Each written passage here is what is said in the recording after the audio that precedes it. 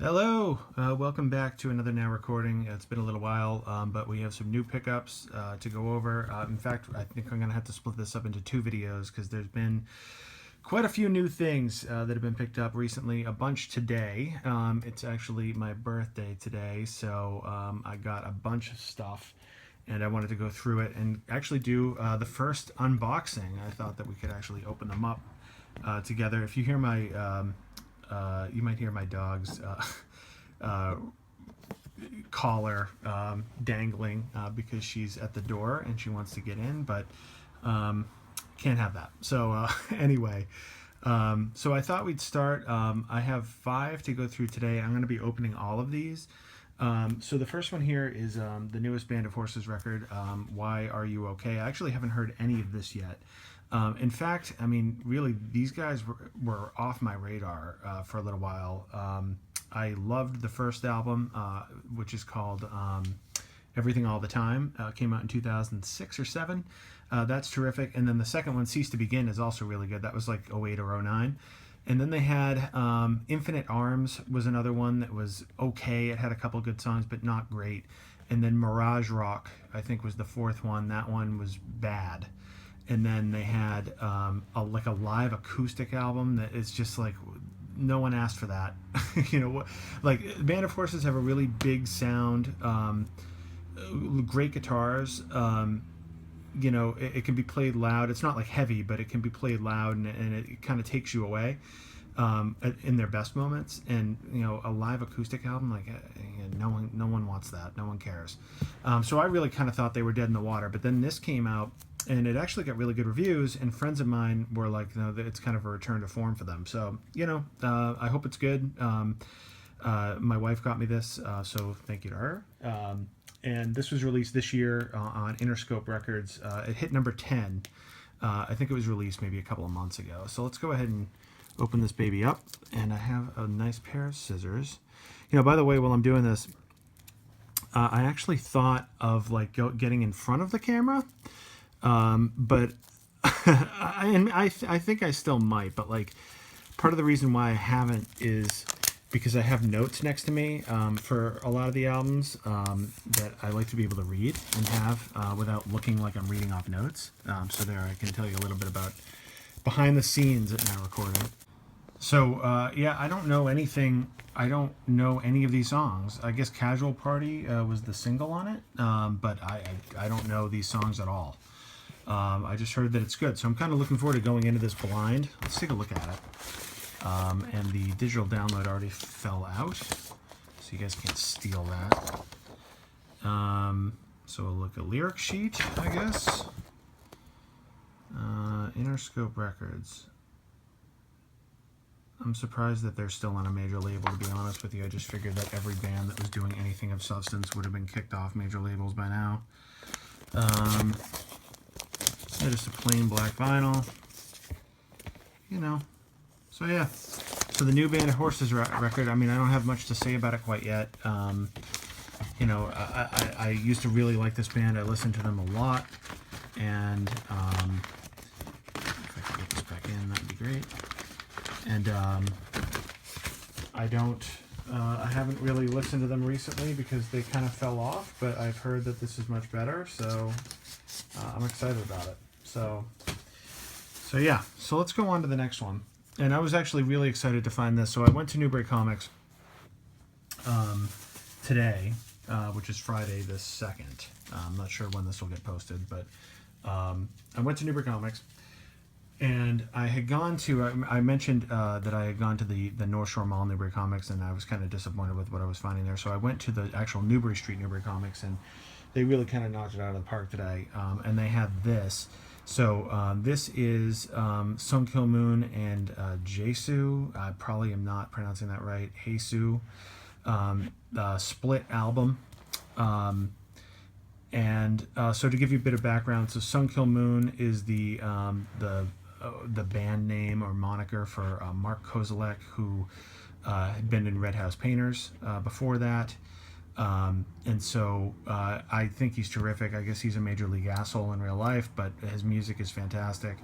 And so he's very prolific now. I mean, he comes out with a ton of stuff. and oftentimes it's almost like unannounced, or it's announced that it's coming out, but like you don't get a lot of lead time, and the vinyl prints are like in really limited quantities, and it's really hard to find.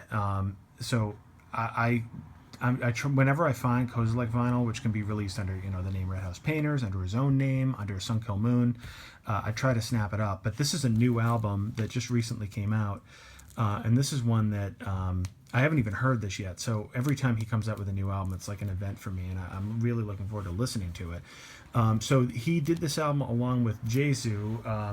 So they are a quote-unquote post-metal band. The leader of that group is Justin Broderick, who had been in Godflesh, which is kind of like an industrial metal kind of band. I've never really heard them, so I can't really comment too much on that. But I did hear a few songs from this. I looked them up on YouTube, and I really liked them. They were very different. Kozilek's doing the singing, but the music is kind of harsh. It's like almost like harsh soundscapes in a sense. But I really liked it. And then I guess on this album, in various points, Will Oldham, a.k.a. Bonnie Prince Billy's on it, Isaac Brock from Modest Mouse, Steve Shelley from Sonic Youth. So I'm looking forward to this. This came out this year on Caldo Verde, which is Kozilek's record label, and Rough Trade. I don't know if we'll see that anywhere. I don't see it on the sleeve. But anyway, and take a look at this. So Newbury Comics exclusive vinyl, silver vinyl with black splatter, limited to 300 copies. So I said, what the hell? I'll go for it. I don't come across this kind of stuff every day. So I just said, okay, I'll get the limited edition. And it's cool. I think I've talked about this once before where, the limited editions, I love to get them, but like sometimes they're like $20, $30 more than, maybe like $20 more than the normal black vinyl, and it's like I can't justify the cost. But I think this is the only version that you could even get at Newbury Comics, so I didn't really have much of a choice. I'll take a look at the back. That's the standard Sun Kill Moon font, Kozilek font, Caldo Verde Records. The songs that I heard are, I think, America's Most Wanted, Mark Kozilek and John Dillinger, and Father's Day, and I like both those songs, so we'll see what happens with this one. Let's open her up. Take a look at that sweet, sweet black and silver vinyl splatter, because that sounds very exciting to me. Isn't this great? You get to watch me open things. That's really exciting. Alright, so let's peel this guy back. Okay. Is it 2 records? Yeah, it is. Okay, so open her up. There's like what's going on with who produced it and blah, blah, blah. Here's a picture of Justin Broderick on the left, Mark Kozilek on the right. And then let's take a look at that sweet, sweet... Oh. Let's see if there's any download in here. I don't see one in the first one. Here's the sleeve, which is kind of a little unique little... I don't know if that's... They're kind of cut on the corners. That's interesting. And then, neat. It doesn't do anything. It doesn't make it sound better. Nothing. It's just kind of cool. And then even in like the bag, if you can see that, we're a little out of focus, but like it's kind of like the inside of the sleeve is colored too. It's pretty cool. Let's take a look at the other one, make sure everything is in here, and see if there is a digital download. Usually the Kozilek vinyls do not come with digital downloads, which is a bummer, because it's always great to have them. It doesn't come with one. Here you go. Very cool. Very cool. So I'm really excited about listening to this. Really excited about it. So we will see how that goes. So that is Kozilek, Sun Kill Moon, and Jesu. All right, moving on. We got this, which is a pretty famous record. Pretty famous. I guess they're considered to be hardcore punk, but they're really not. Maybe they were originally, but Husker Du. And you remember that the first pickups video that I did was about New Day Rising by Husker Du. and I love that album so much. Listen to it all the time. And I did like a on Alexa or on the Amazon Echo recently. I just did play Husker Du, and it just played a bunch of stuff. And it played some songs from this as well as songs from their Metal Circus EP. And I loved those songs too, so I was like, I gotta get another Husker Du album. And this is, I guess, this is kind of the most famous one. It was released in 1984 on SST, which was Greg Ginn's label from Black Flag. So they did a lot of punk releases, all the Black Flag albums, the Minutemen albums. This is their second album, and it's, I guess, a concept album about a young boy. This is from Wikipedia. A young boy who runs away from home and finds the world outside is even worse. So there you go. But this album helped create alternative rock.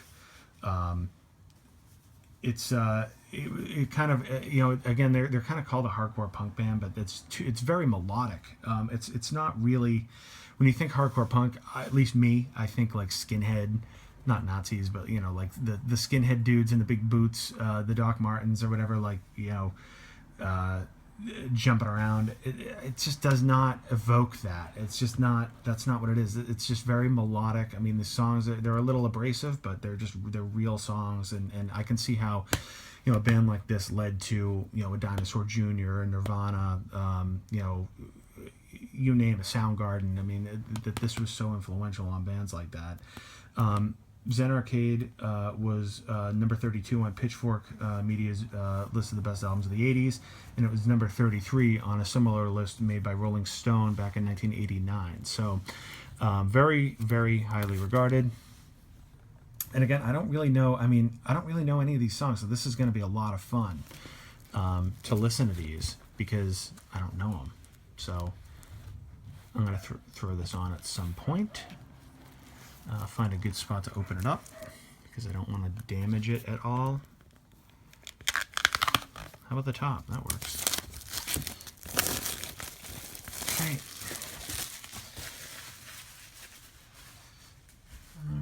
All right. That's really cool. It just looks cool, doesn't it? There are the credits, and then like the lyrics. Really cool. And then let's see. That's not that cool. But okay. Kind of not really much going on there. Different colored on this side. I always like to make sure that both, when it's a double vinyl, that they're both in there, because I've seen that has happened where they're not. And that sucks. You gotta go bring it back, and it's kind of crazy when that happens. And this one's split on the sides too. I don't know if something happened during shipping. That kind of blows, but what are you gonna do? As long as it works. So this color's brown. I think this is the color scheme that was on the New Day Rising, the brown and silver. I don't think that a digital download would come with this. Usually digital downloads do not accompany new copies of older records, and in this case it does not. But really excited to have this. I'm looking forward to it a lot, so that will be really cool. All right, and now we get two more, and they're related. So we got Yield and No Code by Pearl Jam. These actually were released today. These have not been in print since on vinyl since I think they were originally released. And just to give a bit of background, a bit of context to these, Pearl Jam for years was my favorite band. I mean, just my favorite band. Probably from, when I was a little kid, I turned 33 today. So when I was a little kid, they were huge, when I was 7, 8, 9, and, I liked them then because they were on the radio and on MTV when they, with their 10 album with Even Flow and Alive and all of that, Jeremy. And I liked them when I was first getting into music when I was like 12, 13. I actually bought this the day it came out. I remember going to, I think it was like Circuit City or something, or honestly Leechmere, I think, and buying the CD, which I still have that copy, in my bedroom at my parents' house. But it was really a little bit later on. From there, that was at a time where I was listening to anything that was like on WAAF, like alternative rock and stuff. And then I got into metal for a long time, or a few years. And then it was maybe when I was like 17 where I rediscovered Pearl Jam. Some friends of mine in high school were really into them, and I kind of got into it all over again, and I just loved it. And they were like my favorite band probably until I graduated from college. So like a solid 5 or 6 years. If you were to put a gun to my head and ask me what my favorite band was, I would have said Pearl Jam. And I wouldn't say that now, but they were so important to me. I mean, these albums, which I'll talk about each of them, and the rest of their albums too. I mean, were just so. I listened to these things over and over and over and over and over again, and it was just very. Pearl Jam's just such an important band to me, not only because of the memories like that. And when I listen to them now, I still really like them, and I wouldn't have bought these otherwise. But because it led to so many other things. And it was just a crucial part of my development and my taste, But I loved Pearl Jam so much, I can't even tell you guys.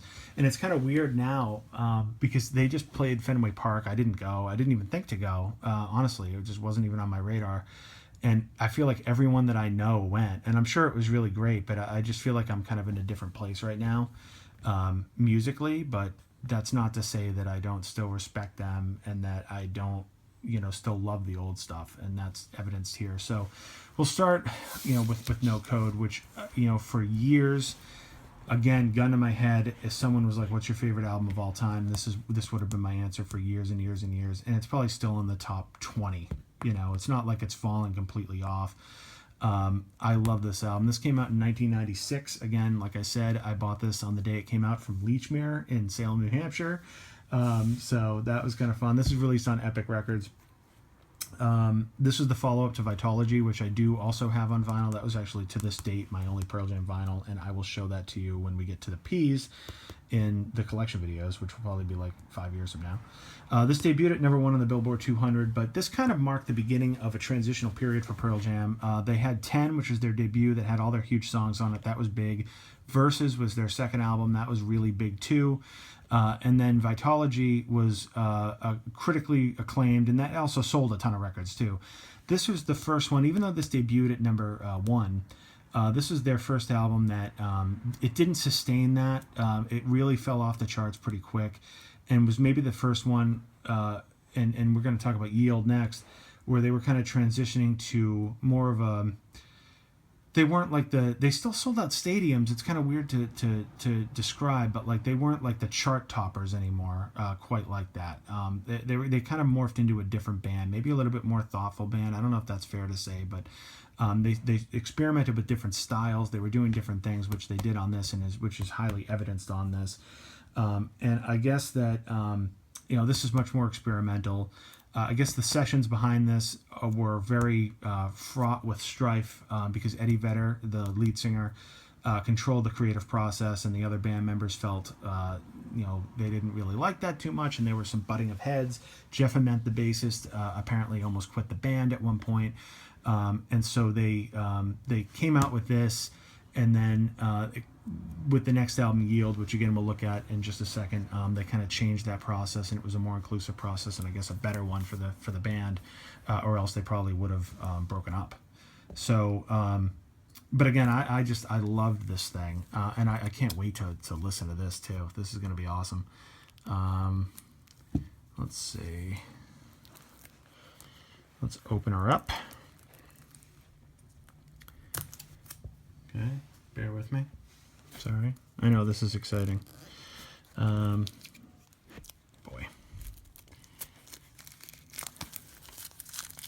This has some goodies inside that I will show you. Okay. You might have seen the price tags. Normally I would not pay this much for records, but it's my birthday and I thought, what the hell? And I've been waiting for this one for a long time. So this is like a crazy gatefold situation here. All right, so let's take this one thing at a time. This is the way the CD unraveled as well, which is pretty cool. So it opens like this. Then it opens like this.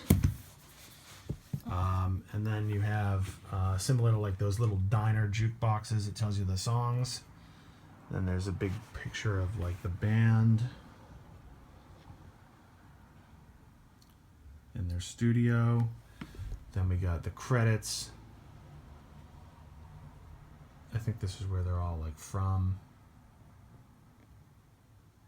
And then if I turn this over real quick, while being very careful.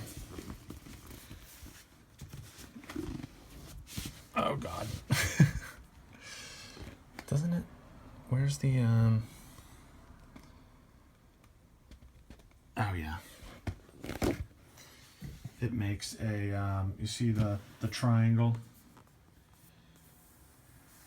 Sorry, I know I'm trying to hold the camera. See the eye in the middle with the triangle around it. See that? So pretty cool. Let's turn this back around. Again, very gingerly. Okay, now let's go like this, and let's look at each of the components. So we got the record. I used to have a t-shirt that had this on it for a long time until like the armpits ripped out. Some of my friends from school might remember that shirt. Awesome. Unbelievable. This is great. Very excited. Very excited. So many memories. So many memories. All right, let's put that back in. And then this is the cool part. And these came with the CD too. This is like a book of these like pictures. Oh, they're wrapped. That's cool. I'm going to open them. I don't give a shit. I don't care if it's worth more money if they're not open. You know what? You only live once. So screw you, collectors. But the CD came with these too. These are like pictures that represent the songs. And I think there are 2 sets of them. So like you have to buy like 2 copies of No Code to get all of them. I'm not going to be doing that, but and then it tells you on the back, it's like, you know, this is for Hail Hail, and like the lyrics to Hail Hail. Pretty cool idea. I'll show you all of them. Why not? So this is Smile.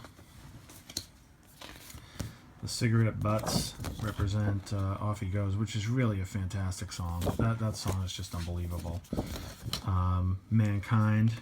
It's a picture of like Earth or something. I don't know. A Wave is Around the Bend. That's a good song too. That's the last song. That is Who You Are. That's another really good song. That was actually the lead single, and maybe part of the reason why this album wasn't as successful, because it's just such an odd offbeat song. It's like a drum beat. It's just a weird song, and I love it, but it's like, it's just weird for lead single material. I mean, people who are accustomed to Pearl Jam and their big songs, that must have been a little bit of a shock to them. I'm Open is a great song too. It's just a little quiet one, but In My Tree, another good one. And then what do we got here? Habit. I'll just keep this thing. And yeah, so pretty cool, right? Pretty cool. It's always fun when the records come with stuff like that. So let's put this back. Let's put this back.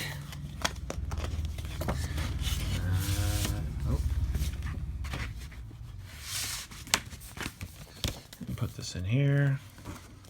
I don't know whether it should go in this way. I don't know. What do you think? That'll work.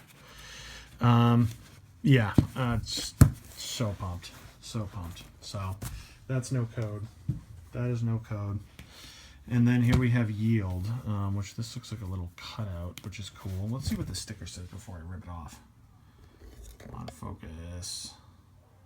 Newly mastered for vinyl, out of print since original release in 1998, featuring recreated original artwork, includes die-cut Yield signed cover and Yield signed sticker. Ooh, a sticker? I don't know. Do I put something like that on my car? Probably not. Maybe I could put it on my record player, though. All right. Open up. I love this album cover, too. Pretty awesome. This came out in 1998, so this was the follow-up to No Code, also on Epic. This was their 5th album, by the way. No Code was their 4th.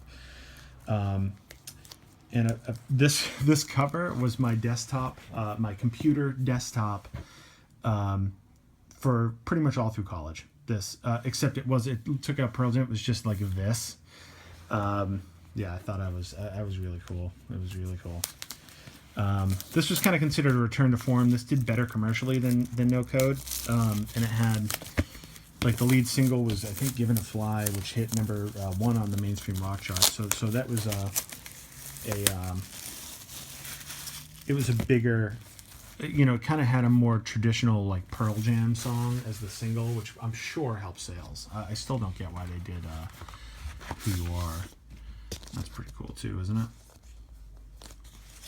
Oh, let's see. Come on. Oh boy. Oh boy. It's, I don't know. I'm probably just gonna leave it in here, but pretty cool. Here we go. These are the songs. I love these songs. Does it say what they are on the back? Oh yeah. Brainerd J, Faithful, Given a Fly, Pilot, Do the Evolution, The Red Dot, Low Light, In Hiding, MFC, all these songs. Spent so much time with this thing. So much time. I can't even tell you. I don't even know. Driving around on my Buick Century, delivering pizzas with this blasting. Just a lot of time. And then here you go. There it is. Yield. You know, just I'm excited about it. I'm excited about it. This is great. The only album, so right now, I think in terms of the albums they have that are in print and out of print, Binaural is the one that I'd really like to get now. That came out in 2000. I love that album too. That is not currently available, so I would imagine that would probably be next. 10 and Verses are available on vinyl. I don't have them. I love those albums, but it's just like, it's not, I don't know. I haven't gotten around to it. I have Vitology, which is the third album. I now have these two. And then after Binaural, which came out in 2000 again, Riot Act I liked. That came out in 2002. That was a good album. But then they kind of tail off from there, to be honest. The self-titled, which was 2006, I don't need to own that on vinyl, honestly. And then Backspacer was 2009. That was meh. And I haven't even heard the Lightning Bolt, which I think was like 2013 or 14. I haven't even heard it yet. So anyway, so pumped. So pumped. I remember the CD, I think was packaged with like a DVD called Single Video Theory that was about like the recording of this. And that was a big time. We used to we used to watch that a lot back when we were all hanging out in high school. So just pumped. So anyway, big day. There's another video coming. Think about that. There's another one coming. I went to Mystery Train in Gloucester recently and bought some used stuff. So there's going to be another video, but I wanted to open the new stuff with you guys. So thank you very much for watching.